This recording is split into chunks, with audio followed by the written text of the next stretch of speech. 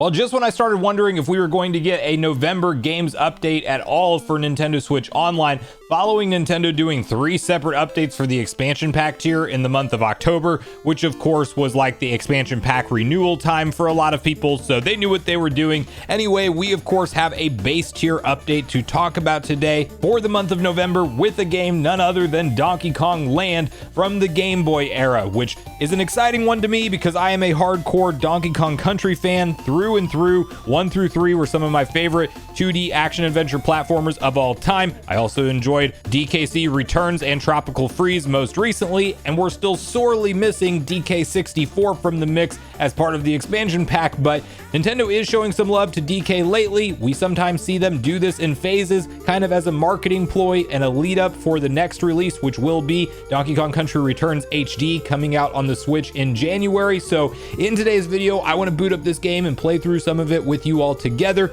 and have a conversation on whether or not we might be able to expect any additional Nintendo Switch Online updates this month, maybe for the expansion pack tier, and what the future of DK may hold on Nintendo Switch as we talk about Nintendo closing out one generation of NSO with the Switch and confirming that NSO will be rolling forward to Switch 2 and what all that implies. So we'll get on the same page with all of this. Before we do, make sure you like, subscribe, and turn on your bell notification to join Sunbro Nation if you're new here. And with that, we'll hop right over to some Donkey Kong Land gameplay. So while Nintendo hasn't come out and said it for Donkey Kong Land, I do wonder if part of them adding this is a way of them kind of celebrating Donkey Kong Country's 30th anniversary, because as hard as it is to believe, that is actually how old Donkey Kong Country is now, and Nintendo hasn't necessarily acknowledged it in a big way. But you look at this game being added to NSO as the November game, we're right around the corner from a January release of Donkey Kong Country Returns HD, and might there be some level of hope now for Donkey Kong 64 to hit the N64? That would be excellent if the case.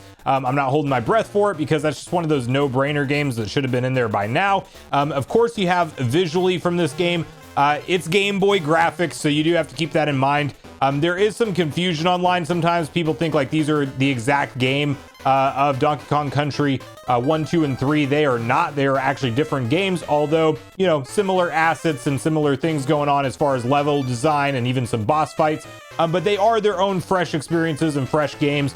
Albeit, you know, obviously you have a way more limited field of view because Game Boy wise, you kind of had to have that basically work with what you had, and you had to make the sprites very big in order to be able to see them as clearly. So that's kind of one downside to it. You don't have both characters on screen.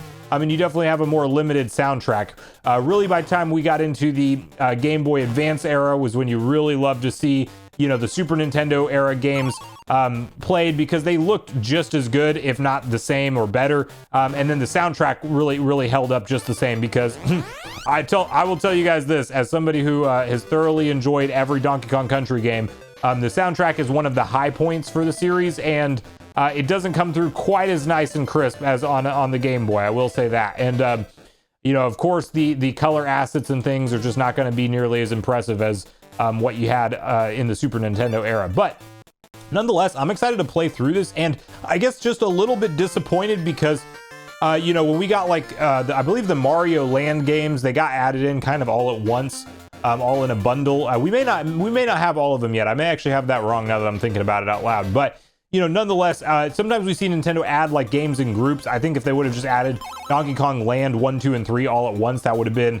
a way more notable update than just the first one. But hey, I'm going to take what we have because, you know, anything that's DK right now is a big win for me. You stop and think about how long it's been, literally 10 years plus since Tropical Freeze came out at this point, as of February, in fact. In 2024 will have been 10 years.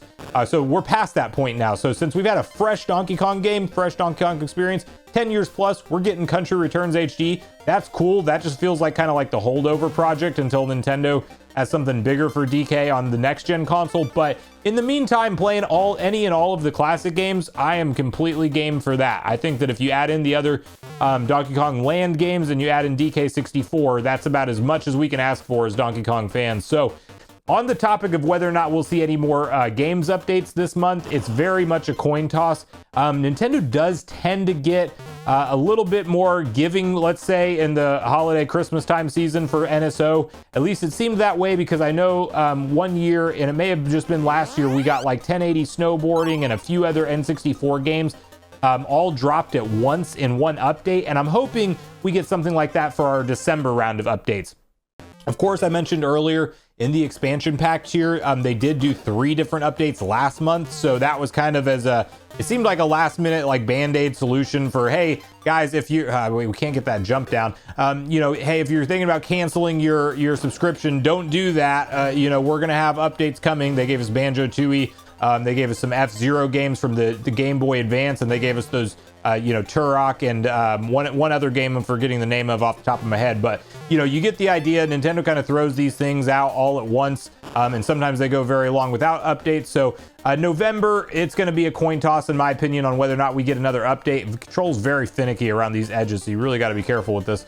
But I do think there's a chance. I think there's a chance to get one more update, perhaps for the base tier again, because, you know, we just haven't seen a whole lot of love for the base tier lately. Maybe the expansion pack tier, and then I'm hoping December we get a good, nice little round of updates. But you talk about things like NSO rolling forward, and I made a video somewhat recently on the channel about kind of a more in-depth conversation on the implications for NSO really being confirmed for the next gen console now, what that actually means, because it's really big news, because we're not having to hit the restart button on any of our existing games libraries, and it just means we go forward from here. So everything that you're playing on your Switch 1 today right now is for sure going to be playable on NSO as part of Switch 2, and that's like, can't even stress how big of a deal that actually is, that's you know, a thing, because I didn't think they would reset it, but knowing Nintendo, you can never say for sure until it's confirmed. And fortunately, you know, we don't have to wait until the Switch 2 is out to find out that it is officially confirmed. So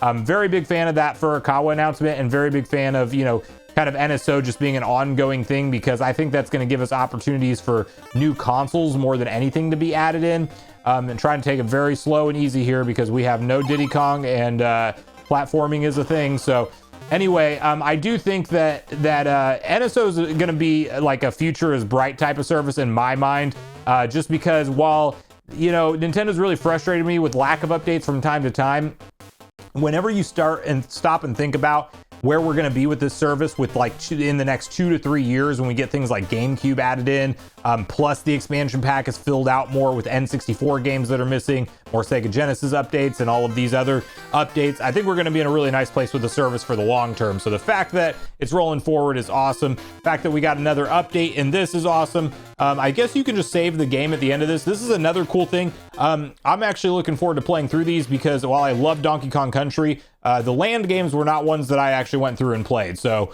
you know, again, visually not the most impressive. Soundtrack has a little bit of downgrade, but I'm here for it. Every land game that comes over, I will play to completion, because I just love DK that much. But let me know in the comments down below if you guys are excited for this update, how you're feeling about NSO lately. Do you think we're getting anything else in the month of November? Do you think Nintendo might give us some Christmas surprise of some games in December? Of course, we have no real roadmap to go off of now, so every game is kind of a surprise that gets added. And are you a fan of that, or would you like to see Nintendo kind of change it up and maybe do something slightly differently with how they do their NSO updates going forward? But make sure you share all your thoughts and feelings in the comments down below before you leave, regardless if we agree or disagree. Also, make sure you like, subscribe, turn on your notification bell. And with that, I've been Sunbro, you've been Nation. Thanks so much for watching, and I'll see you guys in the next video.